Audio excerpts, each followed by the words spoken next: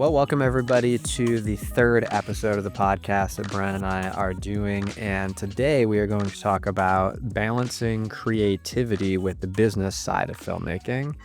Well, we're going to start out by talking about the myths that come up when people see themselves in this creative field and they have this preconceived idea about what it's going to be like to be in the field. Then later we're going to talk about how you can effectively find and protect your creative flow. So what are some tips and tricks for being creative and making sure that you're carving out time to protect that? And then lastly, we're going to talk about some creative risks that you can take, how to take them, and how to learn to actually let go of creative ideas and when to let go of them and when to get a little bit tenacious about sticking with them. So stick around. If any of those topics sound interesting to you, I think you'll find some value in this one. And if they don't sound interesting to you, stick around anyway. Yeah, because it's going to be fun. It's going to be a fun ride. Because everybody needs to be creative in some fashion in your life. Mm-hmm. Yeah, it's true. Everybody has a little bit of creativity in them, and it is interesting because I think creativity is on a huge spectrum and people define it a little bit differently depending on who they are and what they're doing. But everybody's creative in some ways. So I think anybody can get some value out of learning to be a bit more creative. Yeah. You don't have to Um, be a creative to be creative. Correct. So what do you think and this is an interesting question for you, when you got into this field, when you got in this industry, what are the things that you imagined you would see yourself doing as a creative versus what it has actually been like? And what are the big kind of differences between those things that you found? Yeah, I think when I was picturing myself working in the field, I think as a younger Brian, pictured myself kind of like shooting all the time, not necessarily being behind a desk, behind a computer, doing more of the hands-on, behind the camera, actual filming.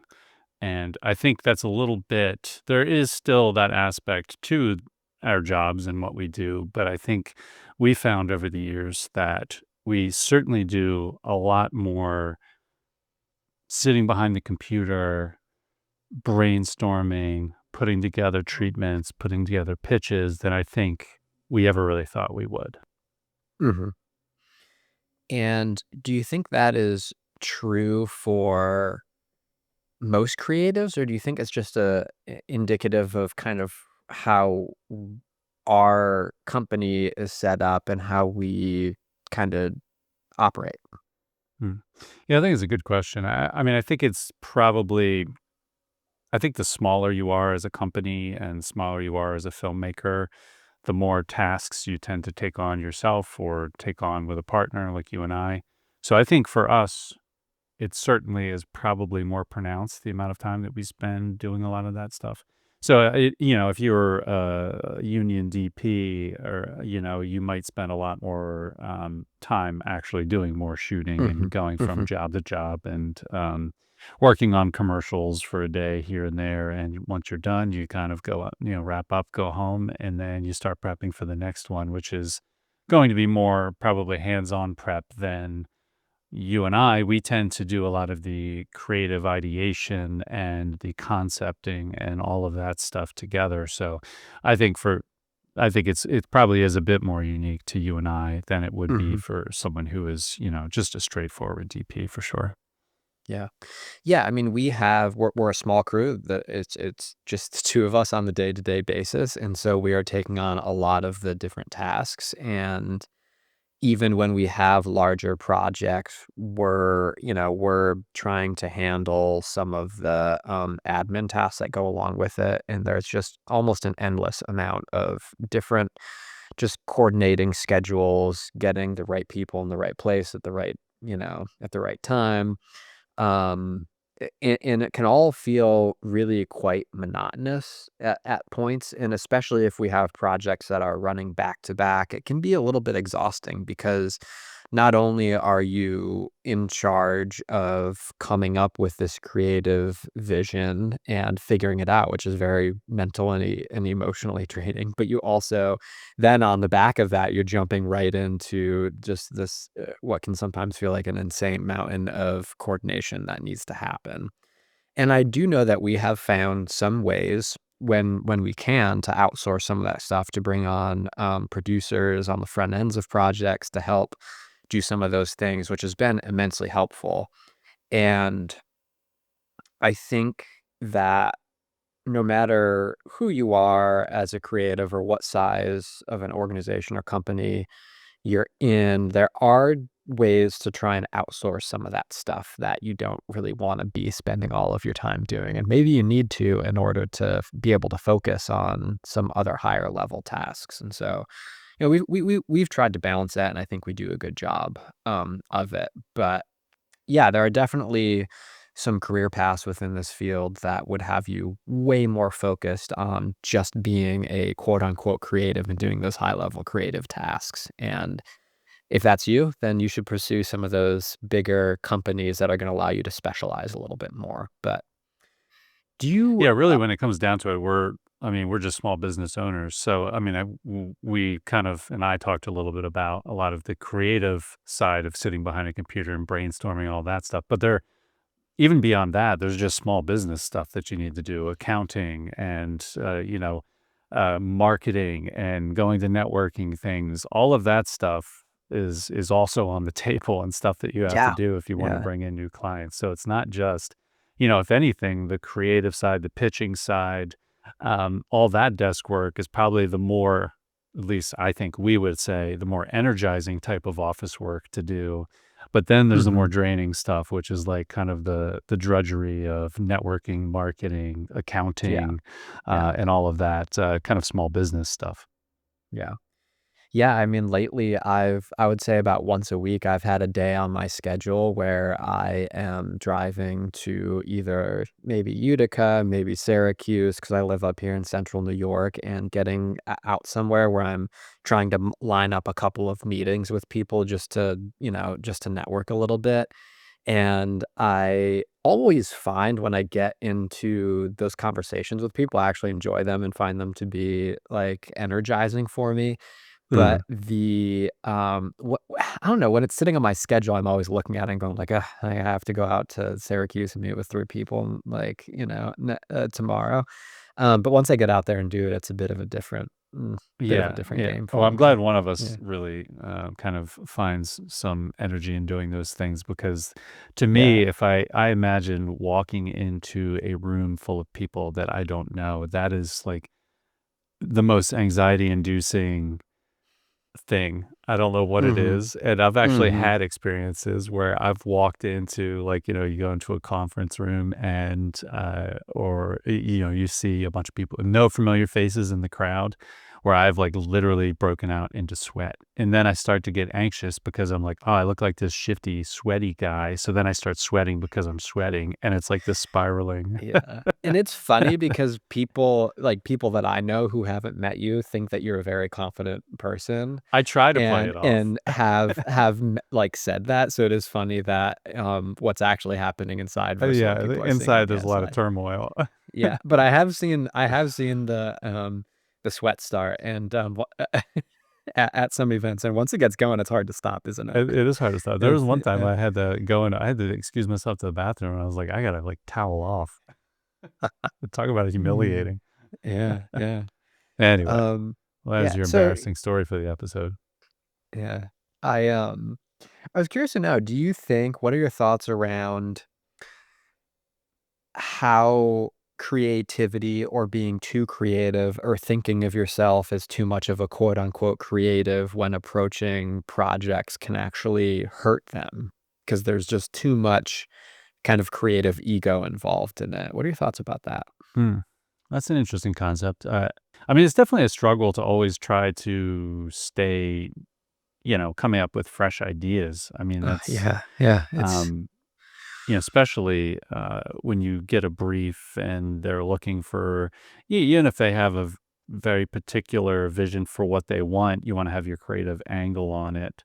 So you do Mm-hmm. kind of start to try to figure out like what's the big creative idea. And I think maybe in a lot of ways you could maybe shoot yourself in the foot and overcomplicate things for sure, trying to be overly creative where maybe the brief doesn't call for it.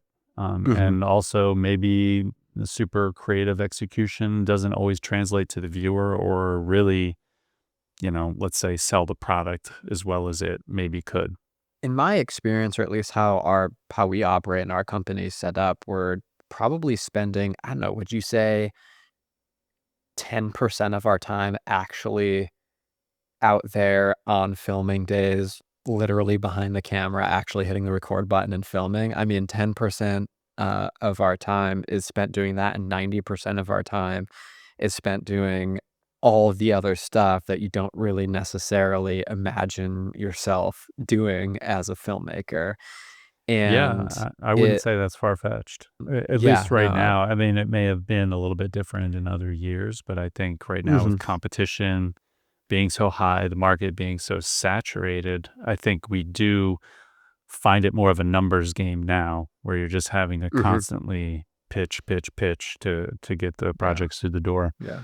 Yeah, and you'll have ebbs and flows, I think, as a creative where, yeah, there could be months on end where you're not getting the projects, the work isn't coming in, and you're doing the admin stuff, you're doing the marketing stuff, you're doing the networking stuff, and then all of a sudden you could have months and months in a row where all you're doing is the creative stuff, and we have had those times, and there is oftentimes something that is a little bit, like, relieving when I get back to the house after, multiple long shoot days in a row, and you're like, "Ah, all I have to do today is catch up on the books." That Mhm. sounds nice. That's really nice, and sometimes those monotonous tasks can actually become enjoyable, when they're on the tail end of a ton of creative stuff going on. Yeah. So I found I was personally thinking that I do like the mix. I really do like the mix. one of the things I do like about our field, particularly and how we tend to operate, is how everything is kind of very siloed and project oriented. So we'll have a project that we really spend a ton of time on. You push through it, you shoot it, you wrap it out in post, and it's kind of that's it. You're done Mhm. until the next project, and you're kind of doing the in between things, the networking, the accounting, all the stuff that you need to do behind the computer, and then you start to gear up for the next project, which could be totally different from the project you just did 2 months ago. And so it's kind of like a refreshing take that no one project is really the same and Mhm. everything is kind of different each time. I mean, obviously, you kind of work out your methods for doing things, but whatever the product might be, whatever the subject matter might be, it's different and you can have a different creative approach, which I think Yeah. is refreshing. Yeah, I think both of you and I are definitely drawn to that. I think we actually have to be careful not to constantly be, like, reinventing the wheel sometimes in terms of how we approach things. That Yeah. sometimes is a challenge for us. But we're definitely both drawn to more variety in the work that we're doing, in the creative work that we're doing. And so I think we make a good team that way because 'cause we're not afraid to jump in and try something totally different. Like we just finished up a really nerdy AI generated Kickstarter campaign for a role playing tabletop game. Like it doesn't get Hmm. any like nerdier than that. And we were both excited and found it interesting to work on. So I think that we match up nicely in that way, and there are plenty of creatives out there who are like, "No, all I do is, narrative short films, and that's my thing, and I don't wanna dabble in anything else." So, there is a sense of, like, knowing what your sensibilities are and what gets you a little bit jazzed and what you wanna focus on and pursuing those things that can help you find the right balance between w how much creative stuff you're doing versus, Hmm. how much, admin kinda things that you're working on. So, on the topic of creativity, have you found anything for you personally that you find really helps you generate creativity and bring creative ideas to Mhm, projects? mhm. Yeah. I definitely have a method that I've found works well for me when I need to come up, especially with those like really high level like creative ideas or creative themes for projects. When I need to find those things, I found for myself that I need to really just kind of step away from everything, and I'll generally sit down with just a pad of paper and a pen in a quiet room where I'm not going to be distracted by anything. And if I can spend enough time just kind of in a bit of a more quiet state, I can tend to generate better creative ideas. And I also find that like, if I'm trying to come up with a creative idea for a project, I almost need to be able to like play back the whole thing in my mind's eye in order to know that it's a concept worth pursuing. So if we're creating a 30-second commercial and I have this idea for it, I'll literally sit there and close my eyes and just try to understand like shots and how they're going to come together and exactly what the whole thing is going to be like. And the end result that we get is almost always going to be different than whatever it is I'm playing back in my mind. But if I can get that specific with it, and I think it really helps me to have something that I can now aim towards as well. So for me, I found that to be a really good method. How about for you? Yeah, I think over the years I've learned, and I guess to back up, when I think about when we used to share the studio, and the one experience that comes to mind specifically is when we were writing the A Most Fantastical Swiss Adventure, Mm-hmm. and it was Yeah. our first kind of fictional short film. And I remember us spending hours just kind of like staring at the ceiling and just like really trying to like hammer out what creatively and this film would look like and the different scenes, how they tied together. And I felt like we just were so hyper focused on it for such a long amount of time. And we eventually got there. But I think I've found over the years, it's for me best to sort of break things apart and to have um, different focused periods, I guess, is what you would call them. Mm-hmm. So you Mm-hmm. start by Yeah. reading the brief, whatever it might be, and then you go and go for a walk or do something else and kind of like ruminate on it, digest it, take it in, then come back and then start to jot down some ideas and maybe what a spot would look like, maybe do a little research, going around looking for visual references that might play in. Then again, taking a break and kind of digesting it. And I do find that the longer I sit and stare at a screen and try to think about an idea or how something's going to work, the more I Mm-hmm. tend to just recycle kind of like the same thought process over and over again. And I start to like really Mm-hmm. drone on and like just get so focused on one particular kind of idea that I feel like is detrimental. But then the minute I go outside and go for a walk, boom, like something will come to me. I'll be like, oh, Mm-hmm. that's a better way of wording that, or blocking that, or Yeah. better creative idea, whatever it might be that we're working on. Um, Yeah. so over the years, long story short, I found that kind of short focused periods of concentration, then breaking away, digesting, allowing your brain to kind of relax, maybe getting out in nature, going for a walk, just doing something that moves your body around, I feel like is really, really beneficial. Yeah. Yeah, and I know that you've definitely come to find that going for a walk is like a huge, huge benefit for you. And you even take like voice memos like a weird old man while you're walking, and then you come back and listen back to them. Yeah. But there's something about going for a walk and moving your feet, and then Yeah. like actually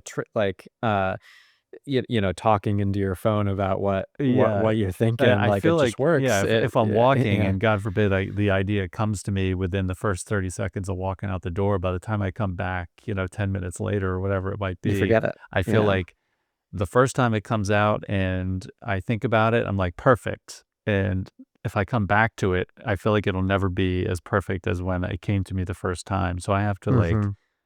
I usually get out my phone and do a little voice memo to record whatever it Yeah. is, and it's such a weird Yeah. little thing. I feel like I look like a crazy person, but for me, it's what works. Yeah. So, I think that's important. Like, no matter what you're doing, sometimes you can have good ideas that are just going to pop into your head. And it's really important to have a methodology for capturing them right away. I have a note in my phone that's just like ideas. And if something does pop up, if I'm cooking dinner or working on a totally different project around the house and an idea pops into my head, I know I need to just like capture it mhm, and get it down in some shorthand form. So that way I'm not going to forget it. Or when I come back to it, I'm going to know what it is.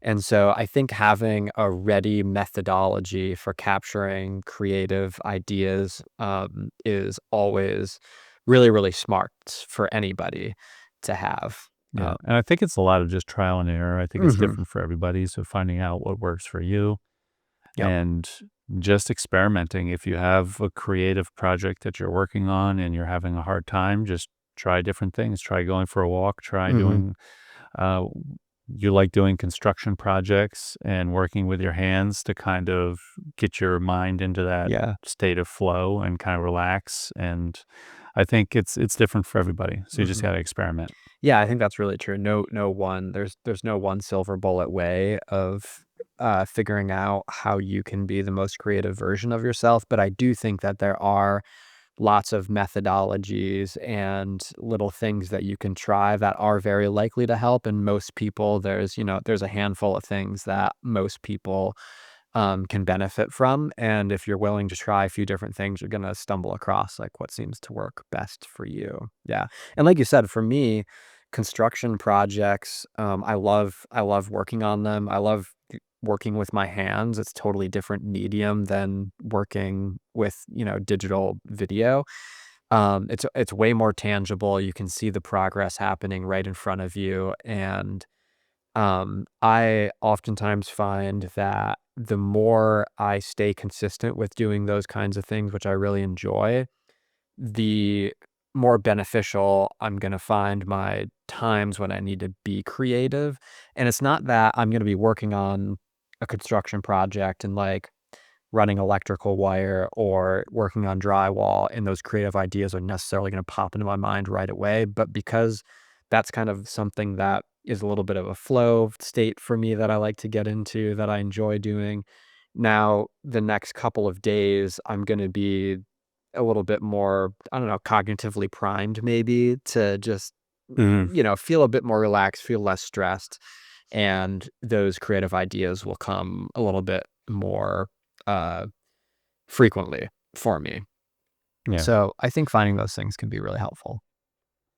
Yeah. And to kind of mm, um, put that into reference for me, if I were to do for why that process I don't think would work for me and how it's different for everybody. For me, if I'm doing some sort of construction project or, some project around the house, I don't think that wouldn't get me into that like state of flow. For some reason, when I start a project like that, I feel this unnatural urgency to finish it Mm, as like soon as possible. mhm. And, like, I have such a hard time going, "Okay, this is gonna be a project that's gonna take me 2, 3 days." Gotcha. For when Yeah. I start in on something, I feel like an urgency. I'm like, "I have to get this done immediately as fast as possible." If it should take 3 days, I gotta figure out how to do it in 2 or work long hours to do it in 2 for some reason. Mhm. And for me, it's not relaxing for my brain because Mm, it mhm. gives me a sense of, like, urgency. Mhm. Whereas going for a walk for me, Yeah. I feel like I'll just, there's no real destination. I'm just going out, doing a little loop around the neighborhood and Yeah. coming back. And that's, the relaxed, what puts me in a relaxed state. Mhm. Yeah. So, Yeah, another little moral of the story, it's different for everybody. yeah, absolutely. Another little hack which you and I were talking about as we were preparing for this that I think both of us find to be true, but I had read it in a book a while ago. It's a book called The Organized Mind, which I wouldn't necessarily recommend reading. I think I only made it, like, halfway through because it's extremely dense and not as interesting as I wanted it to be, but there were some really good pieces of advice in there, and one of the things that the author of this book talks about is having different zones or different areas Mm. physically that you would go and sit and be in when you want to accomplish specific tasks. So I did start trying to be a little bit more intentional about doing this for myself, and it worked really, really well. So we have a little sunroom at our house with a nice comfy chair. There's no TV in that room. There's no computers in that room. It's just that there's a lot of plants in there. And if I want to get some particularly creative tasks done or want to think a little bit deeply about things, that's where I'm going to sit. If I need to get the admin stuff done or other kind of more monotonous tasks that are more business oriented, I'm going to go up to my office and sit in front of my computer there. If I want to I even found if I wanna get anything accomplished a little bit later at night, there's a different room and a different chair that I like to sit in that kinda gets my brain in the mode of like, "Okay, we're gonna sit down, and even though it's late at night, and even though it might be time to, start winding down, but we're gonna try to keep pushing for a little bit longer." And I found it actually was incredibly helpful to have those different zones. Yeah, I can do that too. I'll kind of move around the house and sit in different areas. I think a lot of times it's for me about just limiting distractions, and some areas of the house are quieter than others, or maybe I don't notice somebody going by the front of the house or whatever it might be. Um, and then I think I Mhm. also, depending on the time of day it is, if it's nighttime, a lot of times I like to kind of warm the lights up real warm and kind of dim them down. You feel kind of cozy and, like, closed in, and then I feel like I can concentrate. And sometimes I think music Mhm. plays a part as well for me, depending on the stage of the project. If we're to a place where we're trying to figure out, let's say, like, the overall style of, like, an edit or how it flows or what the mood is, I find music to be really, an interesting way to find a piece Mhm. of music that I feel like this is the vibe that I want for this piece. And then I can start to Cool. envision how the Yeah. speed of the camera might Yeah. move or how you might blend a cut from one to another. And even just like the movement of the people on frame too. So now we just talked a lot about the things that we like to do individually when it comes to creativity. But Mhm. as Mhm. everyone knows, we are a duo in this company. So how do we work together to come up with creative ideas? And then how do we kind of balance that push and pull? Because you might have one creative approach, I might have a creative approach. How do we kind of balance that and come to an agreement or sort of cohesive idea that works with both of our creative visions? Yeah. Yeah, that's a good question, man. I think over the years, we have found a process that works pretty well for us, and I think that the process looks like we need to go our separate directions, and we need to come up with our own Yeah. ideas. And, then after that, once we've done our own thing, figured out a few, directions that a project could head, we come together and we just start chatting about them. We start throwing them around. And usually what happens is that at the end of that, we end up with some sort of mishmash of a little bit of what you came up with, maybe a little bit of what I came up with. I would say that's the most um, Hmm. common outcome. Every once in a while, one of us will come to the table with something, and the other person's like, "Yes, that's a great idea. It's way better than anything Yeah. I came up with." And we can cling to it and just move forward. I feel like that happens fairly often too. And sometimes, man, I feel like both of us come to the table and we're like, we just don't have it. We just like neither of us are super thrilled about the direction of any particular Hmm. project. And so that's maybe on the next point that we get into, maybe we'll get a little bit deeper in on that, but I think that's the outcome as well.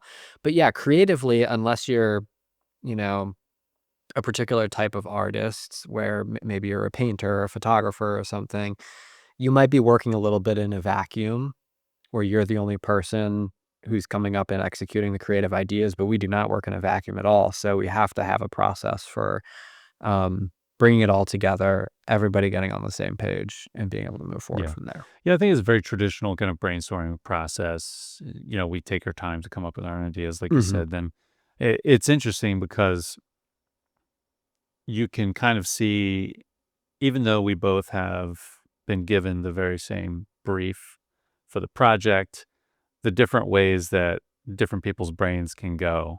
And sometimes we'll come together and have, somewhat similar ideas, and sometimes they're so far apart. So it's always interesting to see like kind of Yeah, how where the starting it point is. is, and then how Mm-hmm. we end up working our way back to Mm-hmm. the middle. And then it's also interesting because Mm-hmm. my thought process may not have gone that way at all wherever you went, and then you'll say one thing, and then that kind of like jars something loose in my head, and then I'm like, oh well, what about this? And then we go, oh yeah, and then we, Mm-hmm. kind of it snowballs into this maybe whole separate idea, or some, like you said, some sort of mishmash. um, so yeah, it's always interesting. All right, moving on to our third and final topic, which is taking creative risks and then also when to let go of your creative project or creative idea and kind of finding the balance between, okay, I've got this creative idea that's really, really great. I've gone through the process of figuring it out.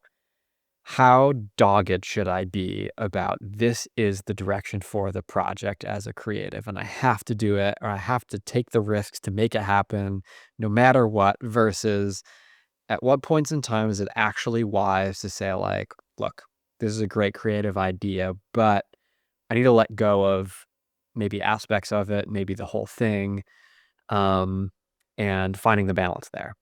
Learning to let go is interesting to hear you talk about, because it's something that I feel for me is something that I particularly struggle with. I feel like I get particularly invested in the ideas Mhm. when I come up with a creative idea, and I can see the vision in my head, and I can see how we could execute it and how cool and fun it would be. Yeah.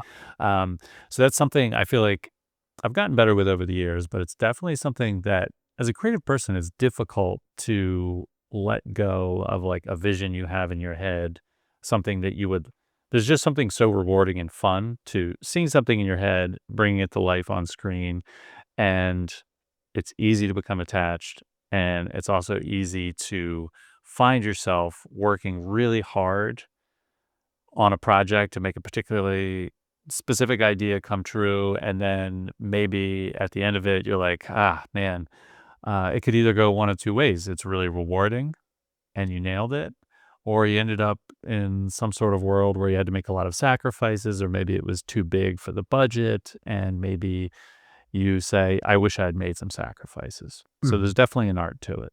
Yeah.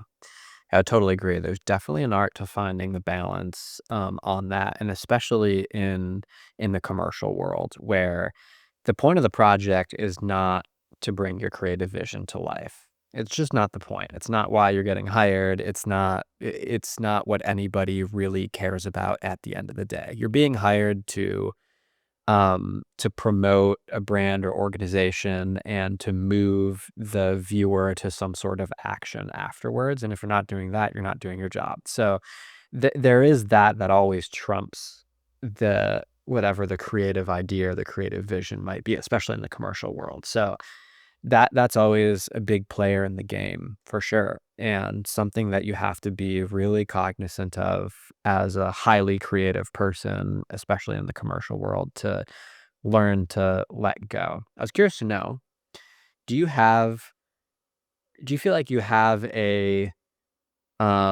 what's the right word here? A system or a methodology for getting over the disappointment of a project or a creative idea that either doesn't get greenlit or doesn't move forward, or at some point in the process it gets like, hacked all the way down. But do you have like a Mhm. go-to way of kind of coping with that you've learned over the years?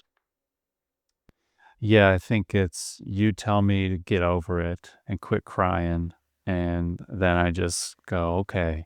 I think Mm, that's what it is. yeah. No, I think I love I think telling it's you that. I think it's a numbers game for sure. I think early on, when you start pitching and you start getting out there and you're putting yourself out there in a lot of ways. And it's kind of like, there's a fear of failure when you're putting these creative ideas out.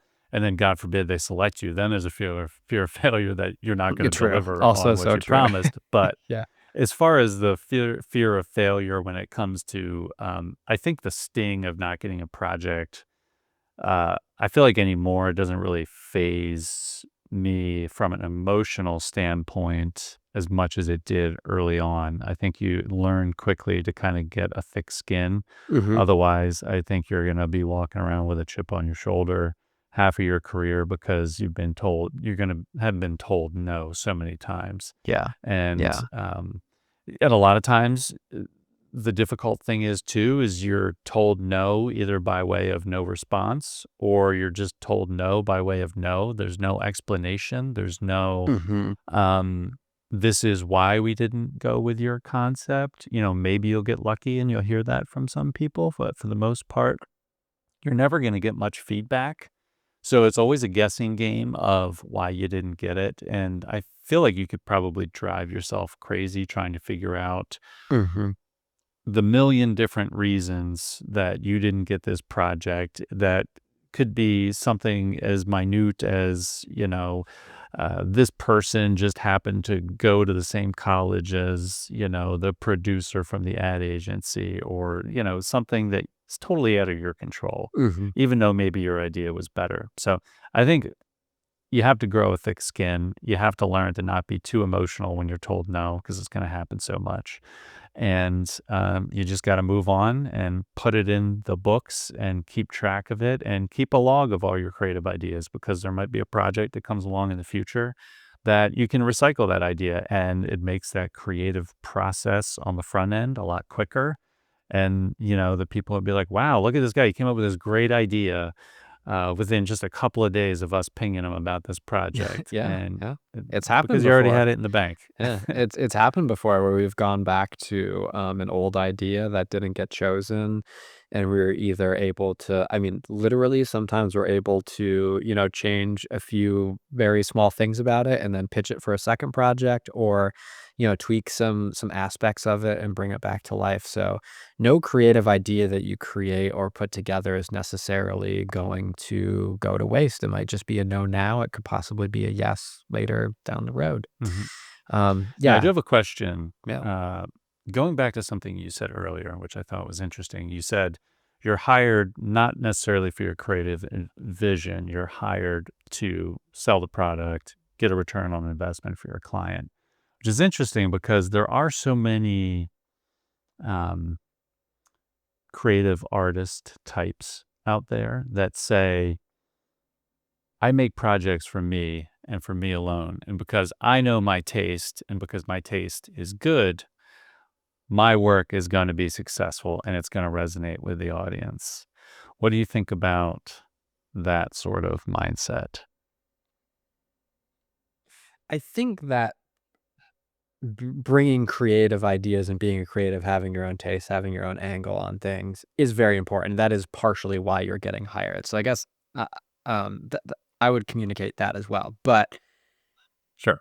what trumps that is the goal of if you're getting hired for a commercial project or a promotional project, what trumps your creative vision or what your tastes are or what your preferences are as a creative is whatever the end goals are for the project. So they're both very important, but if you're having to make decisions for a project and you have to choose between, do I go the route that my creative brain wants me to go in, or do I go the route that I know is going to connect with the target audience for this piece? It's like, yeah, you know where you have to make a sacrifice there, I think. So, does that answer your question? Yeah. Yeah. Yeah. Thanks. I was just curious what your thought was. Yeah. I had thought of this particular clip of, I think it was Rick Rubin I had seen somewhere. And there's been a lot of other Mhm. artist types that have kind of spoken that way. I think probably it's an interesting mindset, Yeah. and, I think it works maybe in certain realms, probably more in in narrative film and, Yeah. more than it would in commercials. All right. So before we move on to our final topic here, I did just want to say quickly, just riffing off of what you were talking about before about dealing and kind of coping with the rejection. I found for myself that it's going to take me 3 to 5 days to get over it, especially if it's a big one that we thought we were going to get, or maybe we made it a few rounds into the process and we were really hoping to get it. And so I found out that I just have to be willing to give myself that amount of time, and I'm gonna be frustrated and angry, but I'm gonna maybe, like, get over it and to remember that.